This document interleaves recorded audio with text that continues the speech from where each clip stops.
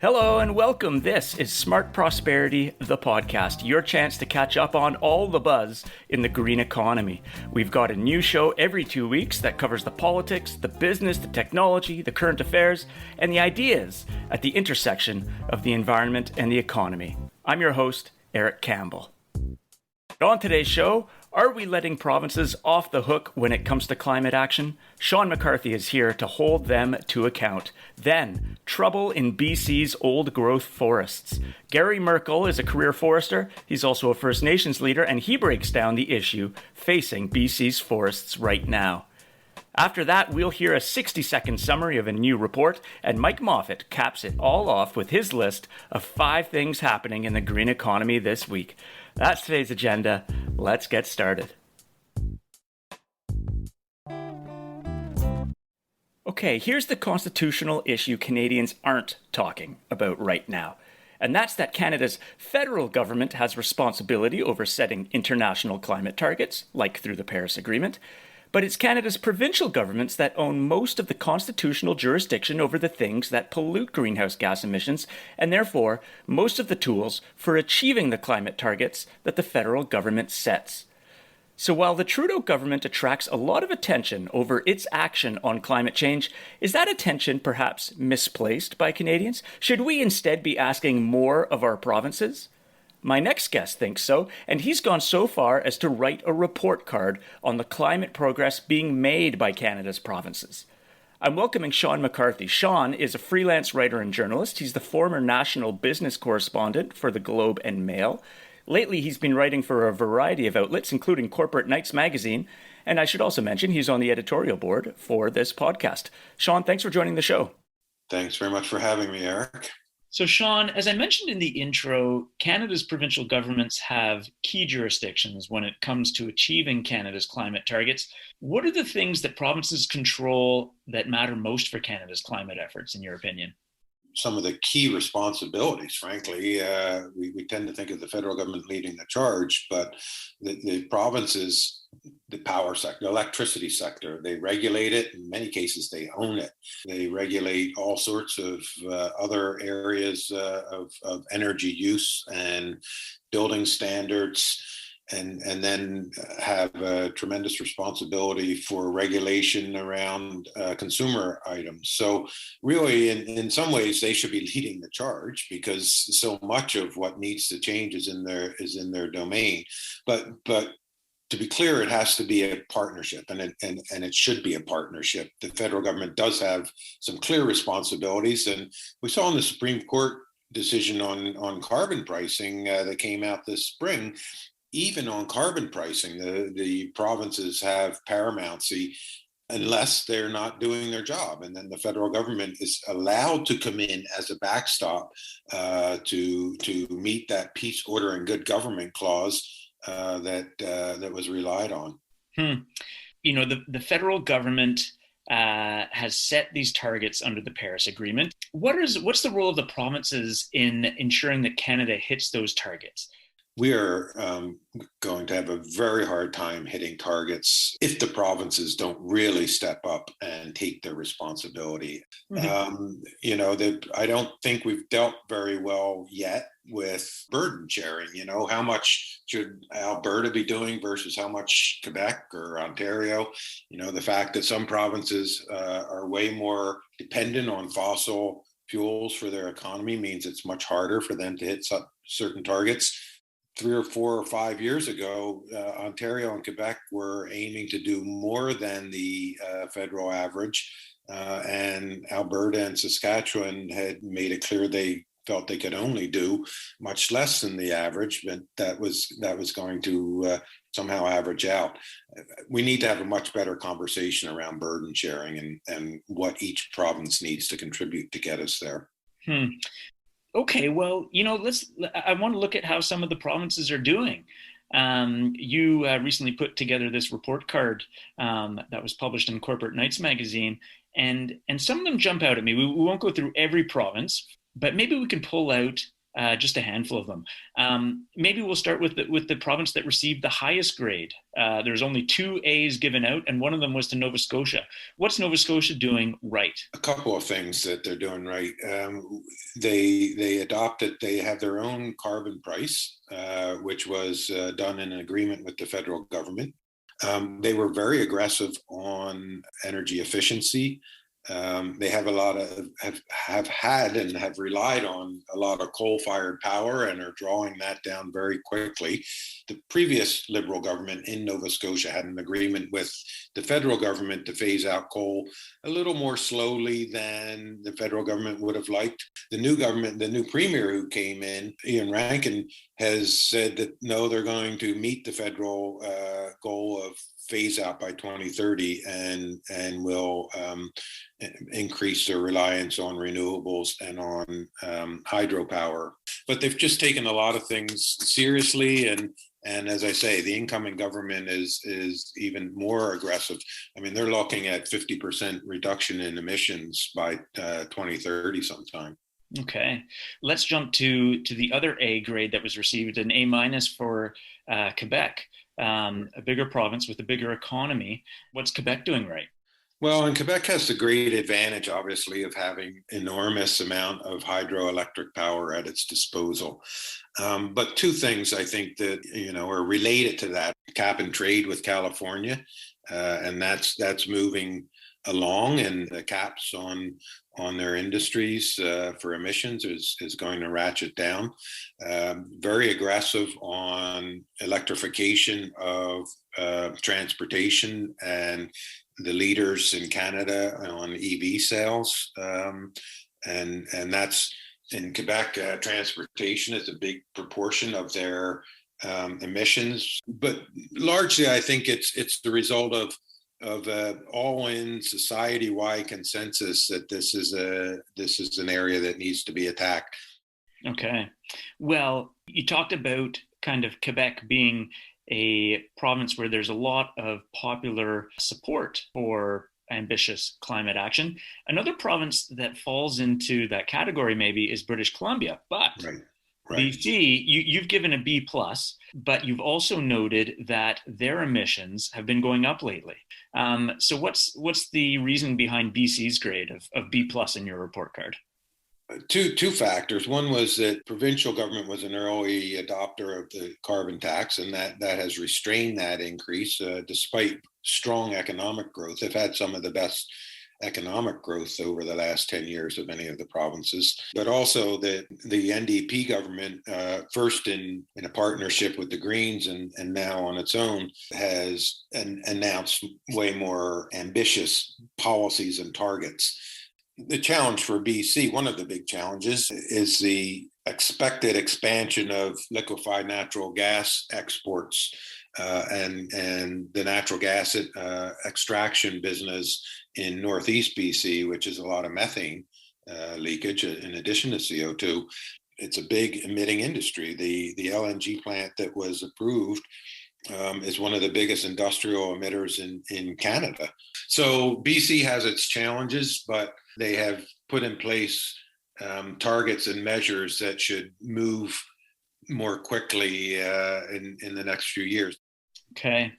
Let's jump over to Alberta and Saskatchewan and maybe look at them as a bit of a pair right now. They've both got D's on your report card, and I'm sure that probably reflects some similar challenges given the resource sectors in those both provinces. It does, but I think it's important to note that the fact of the resource sector, the fact that they're dependent on resources, it doesn't necessarily mean you're going to get a D. It doesn't necessarily mean you're going to be a laggard. The government of Rachel Notley came in and made some big steps in terms of phasing out coal, putting in a provincial carbon price, and allocating a lot of that revenue to energy efficiency measures in the province, putting a cap on emissions from the oil sands. So they had a more activist approach that would have garnered a much higher mark, I think. The government of the UCP government in Alberta and the Saskatchewan Party really have resisted politically most of the near-term measures that would be required to really turn the corner on emissions. The last province that I'd love for you to comment on just now is Ontario. You've given Ontario a C minus. Tell me why that is. Some of it is coasting on past success. The phasing out of coal in Ontario, which happened essentially between 2005 and 2010, really was a massive reduction in emissions from Ontario. Ontario was, when we were operating under a 2030 30% reduction target, Ontario could claim that it was roughly on track to meet that, based largely on the coal phase out. The new government having come in, the progressive conservative government has not only not taken much positive action, but has actually unwound a lot of things that the previous Liberal government put in place. Energy conservation and efficiency measures, canceling renewable energy contracts, not showing much leadership on climate finance, an area we haven't really talked about. So those are the minus areas. A couple of things they are doing. They're making commitments on small nuclear reactors. It could be one of those wild cards. I know a lot of the environmentalists don't like them, but nuclear energy is non-carbon emitting and could play a role. They have invested with the federal government in the auto sector. And trying to bring electric vehicle manufacturing to Ontario. So again, they haven't been completely rejectionist, but it's just not a big priority and not a particularly helpful attitude. Okay, well, thanks for that, Sean. Really appreciate you joining the show today. Thank you, Eric. That was Sean McCarthy. For a link to Sean's Provincial Climate Action Report card via Corporate Knights, go to podcast.smartprosperity.ca.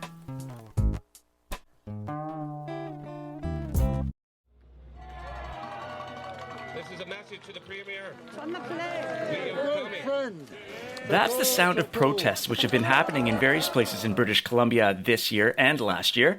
The protests have been against the clearance of precious old growth forests. Forestry is one of Canada's oldest economic sectors. Our proud history of chopping down trees led the famous economist Harold Innis in the 1930s to describe Canada's economy as simply being hewers of wood and drawers of water. But the protests in BC have forced the government and the industry to look more closely at the sustainability of forestry practices in the province and to once more search for the right balance between protecting Canada's nature and harnessing it for economic gain. And there is economic gain there. In BC, forestry contributes $12.9 billion to the provincial economy every year and employs about 100,000 people. So where is the balance when it comes to forestry in BC? Here to share some insights is Gary Merkel. He's joining me by satellite phone from Ktunaxa First Nation in BC. Gary's a professional forester with over 45 years of experience in the field, and last year he co-chaired the independent panel established by the BC government to find solutions for BC's old growth forests. Gary, thanks for joining the show. Yeah, thanks, Eric. Appreciate it. Gary, you've been a forester for 45 years. What can you tell us about the significance of this industry to British Columbia? BC was built on the backs of the forest industry. It was the core industry that drove the development of the province. And then mining kind of kicked in as the province developed. So it's a core part of our culture and a core part of, I guess, who we are as British Columbia, the forest sector. It used to be the major contributor to the economy of the province. Its position has certainly dropped over time. because our harvests have gone down, the value of our timber or the value of the logs that we're taking out of the woods has gone down over time, and it's proportion in terms of our overall economy now. I don't know exactly the position, but I think there's a few sectors now that are ahead of it, but nonetheless, it's still very important, particularly in rural British Columbia, where in some communities it's still the mainstay. It is still the number one economic driver in those communities. Now, Gary, you also hail from the Tahltan First Nation. What's the dynamic like between First Nations and the forestry industry? With First Nations, the impact, the ability to sustain off of the land has been diminished because of the impacts of forest harvesting, particularly the extensive use of clear cut or that style of harvesting. But now lately, in terms of the economic aspects of the sector, BC government has implemented policies that promote the involvement of First Nations in the economic aspects of the forest sector and in holding tenure. And so we're seeing a lot more involvement in the economic side of the sector. And we're seeing way more involvement in the land stewardship and planning side of the sector. Basically, the way we're moving in provincial policy right now, we're looking to establish joint stewardship or management relationships across the province with First Nations in their various homelands, and a lot of those are already in place. They're fairly young. Some are fairly mature, and some are just developing. But over the next few years, we expect to see that happen right across the province. So, becoming much more active in the forest sector as an economic and much more active in land management in general. Okay. Now, Gary, over the past year, and even just this past week, actually, there have been heated protests against the harvesting of old growth forests. These are forests and ecosystems that can be hundreds, even thousands of years old, and that have special value for biodiversity, for climate change mitigation, water protection, and so on. What are the issues that are bubbling up here? Well, it is true that we have hectares and hectares and hectares of what you would call old growth forests. But what is left out of that fact is that most of those old growth forests are high elevation, low productivity forests. There is very few of the old, iconic, rich forests that you see in the pictures, the magazines. And the issue here now is these iconic ones and some of the real ancient ones, because now we're getting to that stage where we've taken most of the readily available old ancient ecosystems. We have largely used clear-cut methods on those, and in some areas we slash burn them after, which takes the age of the ecosystem back, in some case, a few thousand years, knocks off the ecosystem. Those that are available for people to go and see and be around and get their spiritual or medicinal or commercial recreation or whatever other things, those are becoming much more limited, and people are becoming much more aware of those. Last year, Gary, you tabled a report to the BC government about how to better manage old growth forests. What solutions are you advocating for? This is both a societal shift and a management shift. And it's a very complex management shift that has to happen, and the system needs to change. So, solutions. Solutions are to shift the ecosystem-based management or healthy ecosystems management. And there's a lot of different methodologies out there for that. Start to manage for biodiversity risk. Start to set some real hard targets. Change our practices. This is both a planning issue and a practice issue. The predominant method of harvesting that we use in this province right now is clear cut or some variation of clear cut because it's the most economical and frankly in some areas the most safe way to do it. But we need to move to harvesting and silviculture systems that more closely mimic the way nature works. So we need harvesting systems that maintain the attributes of these old forests as much as possible and have a different kind of touch in them. And then maybe one last thing is we believe that we need to change our rudder. When I say rudder, I mean the way we make decisions about land. Right now, we rely on a 4-year election cycle with political leaders who make public policy and who plan and approve land use in this province. And, you know, at a collective level, of course, we need collective policy. But at a local level, we believe that if we can educate, or that once we educate our communities and build informed local planning tables properly supported by the right scientific people, that we will start to move to management styles for those areas and give them the prime objective of looking after ecosystem health, that over time, probably within a few decades or a couple decades, we will start to see some very different management systems materialize, and they will be deeply grounded in that local area. So we're way less prone to be flipping all over the place. Gary, we'll have to stop there. I really appreciate your time. Thank you for connecting with us today.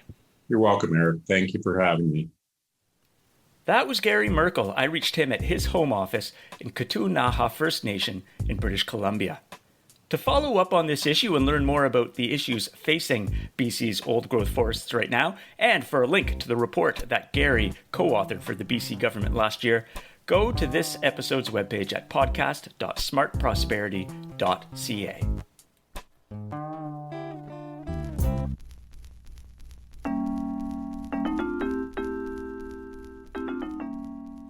Now it's time for something we do every week. It's called the 60-Second Report. It's where we invite the author of a major new report to sum it all up in 60 seconds or less. This week, we're welcoming Stéphanie Jagoux. Stéphanie is with Québec Circulaire and the lead author of a new report co-released with Smart Prosperity Institute called Transitioning to a Circular Economy, Learning from the Quebec Experience. Stéphanie, over to you.